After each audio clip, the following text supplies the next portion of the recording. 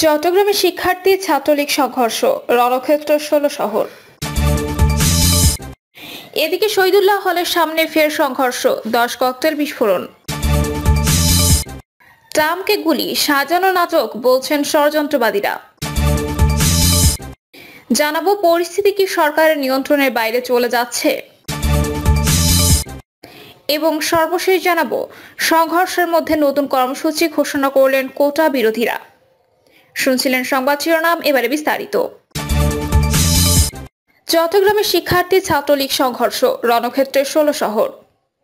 চট্টগ্রামে কোটা বিরোধী আন্দোলনের শিক্ষার্থীদের সঙ্গে ছাত্রলীগের সংঘর্ষ হয়েছে। এতে সাংবাদিক, পুলিশ সহ বেশ কয়েকজন আহত হয়েছেন। সরেজমিনে দেখা যায় আন্দোলনকারীরা ১৬ শহর রেল স্টেশন ও মোড়ে অবস্থান নেন।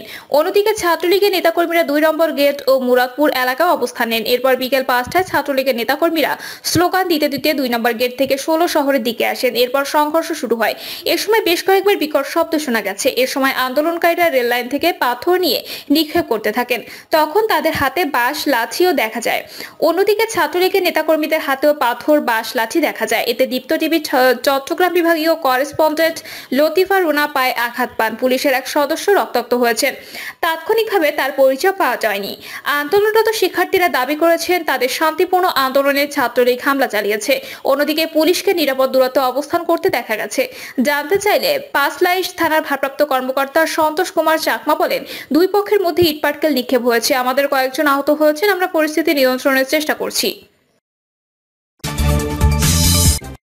শহীদুল্লাহ হলের সামনে ফের সংঘর্ষ, ১০ ককটেল বিস্ফোরণ। ঢাকা বিশ্ববিদ্যালয়ের শহীদুল্লাহ হলের সামনে কোটা বিরোধী আন্দোলনকারীদের সঙ্গে ফের সংঘর্ষে জড়িয়েছে ছাত্রলীগ। ঘটনাস্থলে দেখা যায় ছাত্রলীগের বিভিন্ন হলে নেতাকর্মীরা লাঠি সোঁটা নিয়ে সড়কে অবস্থান করছেন। তবে কারা এসব ককটেলের বিস্ফোরণ ঘটিয়েছে তা নিশ্চিত হওয়া যায়নি। অপরদিকে ক্যাম্পাস জুড়ে বিশৃঙ্খল অবস্থান থাকলেও এখনো পর্যন্ত দায়িত্বশীল কোনো কর্মকর্তা, শিক্ষক কিংবা আইনশৃঙ্খলা বাহিনী কাউকে দেখা যায়নি। ট্রাম্পকে গুলি, সাজানো নাটক বলছেন ষড়যন্ত্রবাদীরা। যুক্তরাষ্ট্রের প্রেসিডেন্ট নির্বাচনের কয়েক মাস আগে পেনসিলভানিয়ায় নির্বাচনী এক সমাবেশে গুপ্ত হত্যা চেষ্টা শিকার হয়েছেন দেশটির সাবেক প্রেসিডেন্ট ডোনাল্ড ট্রাম্প। তৃতীয়বারের মতো রিপাবলিকান পার্টির মনোনয়ন পাওয়ার কয়েকদিন আগে পেনসিলভানিয়ার বাটলারে ট্রাম্পকে হত্যা চেষ্টার ঘটনা ঘটেছে। বাটলারের সমাবেশস্থলের কাছে একটি ভবনের ছাদ থেকে ট্রাম্পকে লক্ষ্য করে ২০ বছর বয়সী এক তরুণ গুলি চালান। সমাবেশস্থল থেকে ২০০ মিটার দূর থেকে ছোড়া সেই তরুণের একটি গুলি সাবেক প্রেসিডেন্টের ডান কান ফুটো করে বেরিয়ে গেছে। এই হামলার ঘটনার পেছনের উদ্দেশ্য জানার চেষ্টা করেছেন দেশটির আইন প্রয়োগকারী কর্মকর্তারা। ওই হামলার কয়েক মিনিটের মধ্যে দেশটির সামাজিক যোগাযোগ মাধ্যমে মঞ্চস্থ শব্দটি ট্রেন্ড হয়ে উঠেছে। সামাজিক যোগাযোগ মাধ্যমে অনেক ব্যবহারকারী ট্রাম্পের উপর তরুণের গুলির ঘটনাকে সাজানো নাটক বলে অভিহিত করেছেন। মঞ্চস্থ শব্দটি যুক্তরাষ্ট্রের সামাজিক যোগাযোগ মাধ্যম প্ল্যাটফর্মগুলোতে চরম ষড়যন্ত্র তত্ত্বের সমর্থক হয়ে উঠেছে। দেশটিতে প্রায় আক্রমণ বা গুলির ঘটনার সত্যতা নিয়ে প্রশ্ন তোলার জন্য শব্দটি ব্যবহার করা হয়। ব্রিটিশ সংবাদ মাধ্যম বিবিসি বলেছে, গত ২৪ ঘন্টায় ইন্টারনেটের অন্যান্য জনপ্রিয় সব বিষয়কে ছাড়িয়ে গেছে মঞ্চস্থ শব্দটি। সামাজিক যোগাযোগ মাধ্যম এক্সে এই শব্দটি ব্যবহার করে অসংখ্য পোস্ট করা হয়েছে, যা লাখ লাখ মানুষ দেখেছে।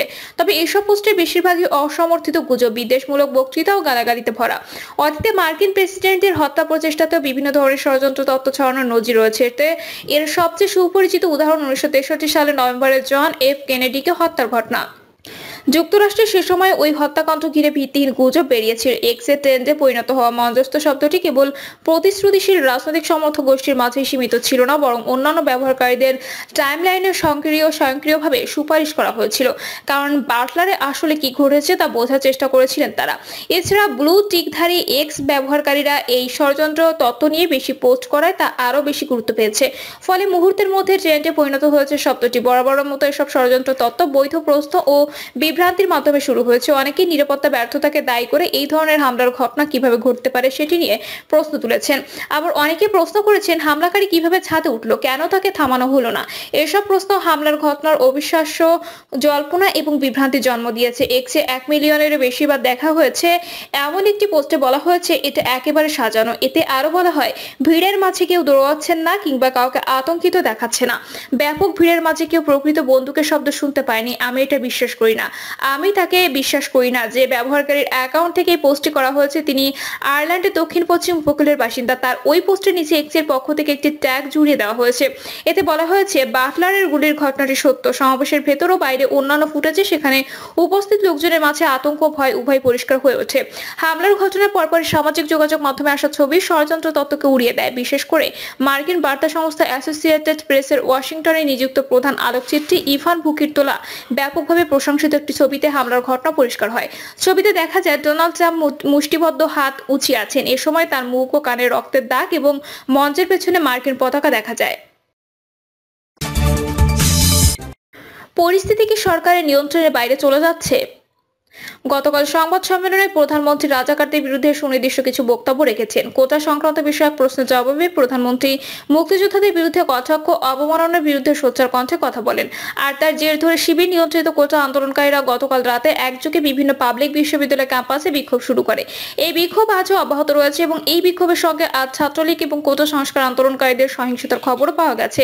ঢাকা বিশ্ববিদ্যালয় সহ দেশের বিভিন্ন বিশ্ববিদ্যালয়ে কোটা আন্দোলনকারীদের সঙ্গে ছাত্রলীগের দফায় দফায় সংঘর্ষ হয়েছে। এছাড়াও মুক্তিযুদ্ধের পক্ষের বিভিন্ন গোষ্ঠী আজ কোটা সংস্কারের বিরুদ্ধে সুস্পষ্টভাবে অবস্থান ঘোষণা করেছে এবং ঢাকা সহ দেশের বিভিন্ন স্থানে তারা বিক্ষোভ প্রদর্শন করেছে।